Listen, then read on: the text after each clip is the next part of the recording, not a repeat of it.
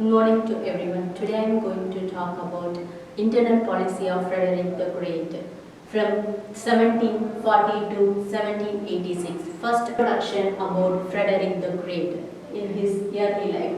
He was born 24th January 1712 at Berlin, and he was died 17 August in 1786 at the age of 74. He was a successor of his father Frederick William I.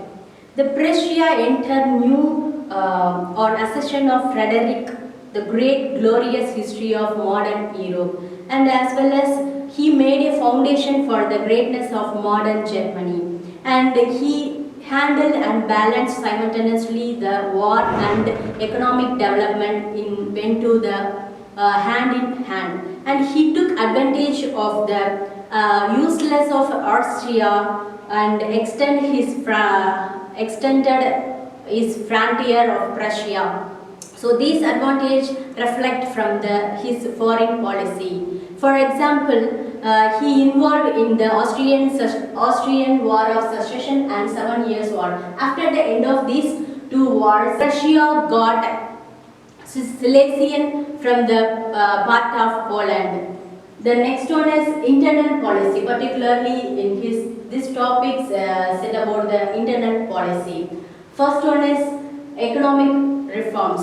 He ordered to strengthen his economic and financial position. Frederick encouraged also the people for economic in their expenditure. He recognized all of the government expenditure, as well as he punished the corruption of officials unhesitatingly, and he administrated the strong rebuffs if any mistakes were committed.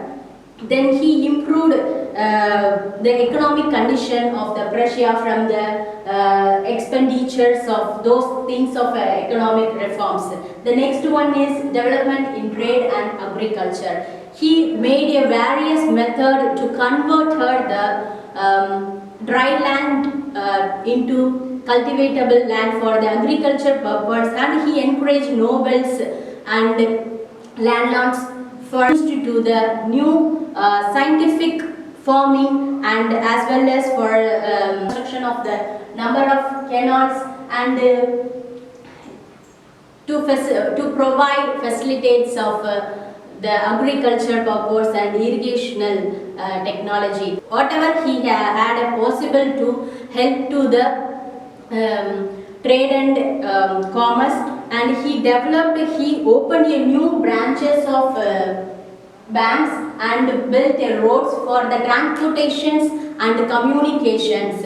So these kind of reforms strengthened the economic of Prussia during the period of Frederick the Great. The next one is judicial reforms. There was no uniformity of law in his empire, so he wants to establish a uniformity law the whole of his empire. So he ordered to codification of law, and as well as he published these kind of laws like a form of book, and these kind of books every individual could be able to knew about the law and their rules and regulations. So he abolished punishment of the torture system. The next one is military reforms. The Frederick enhanced his military power for safety and expansion of his territory, and because he did not have that much of soldiers, he only got 80,000 soldiers as a legacy from his father William I, and he increased the number of soldiers like nearly 2 lakhs. He well prepared and modern warfare and equipped it properly well, and with help for his foreign policy to successfully handled. And He establishing his control over the territory as well as the conquested territory also, like Poland and Austria. So no wonder about his military strength, but the Prussia army became an object of envy for the many European powers. Next one is intellectual reforms. So he had great love for the art, literature and music, and he developed a great passion of the French literature, and as well as during his period the Voltaire has his court, and he restored the glory of Berlin Academy of Science, and he also granted freedom for the speaking, writing and publications. The next one is religious tolerance. He had granted to the religious freedom to all of these people, and he welcomed the Catholics to his kingdom to utter surprise for his Protestant subjects. He used to saying that if Turks should come into the land for populating, I myself shall build them mosques. The next one is conclusion. He was an enlightened despot. He made a Prussia as a strongest military state, and this military state was object of the envy for the all European powers. Then he did not show any sign of weakness, but he gave an effective leadership.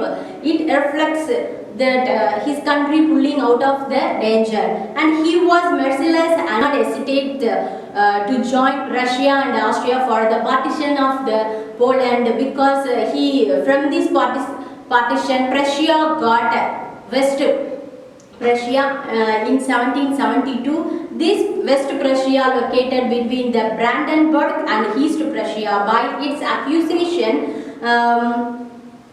he brought about geographical contiguity of his nation. The next is his financial planning, judicious expenditure and careful husbandry of agriculture and industrial resource, which made the Prussia a strongest country in the European continent. His policy of religious tolerance, not like by Lutherans, yielded rich dividends. Thank you.